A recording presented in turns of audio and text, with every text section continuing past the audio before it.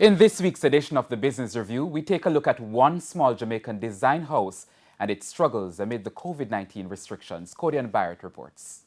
Creative and edgy, CEO of Jan's Accents, Janice Forrester, says standing out is what her clients are looking for. What started out as a jewelry-making business quickly blossomed into something more in 2020. She managed to secure her first showroom in 2016. Soon after, she opened a store. But starting the business was challenging because she had no startup capital. So I used some personal funds where I could. I got loans from family members, and I got loans from the bank. And this is not the way to go. I would not advise anybody to do this, but I use my credit cards. That is a very dangerous way to start a business, and I paid for that. She secured a location on 92 Hope Road in 2016, where she has been ever since.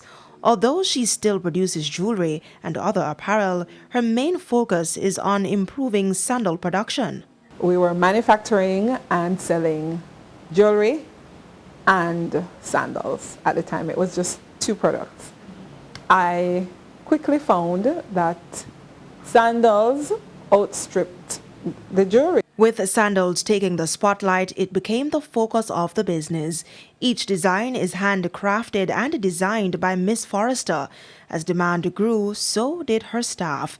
And just when the business was on the trajectory for expansion, things changed drastically.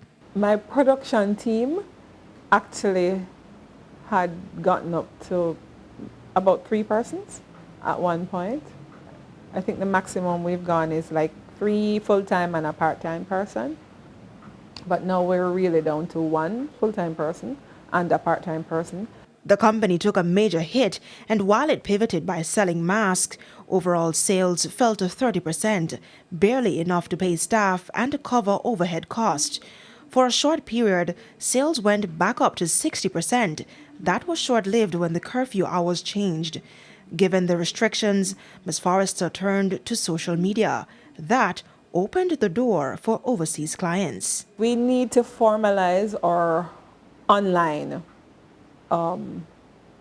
space, our online sales, our online store, our online or export.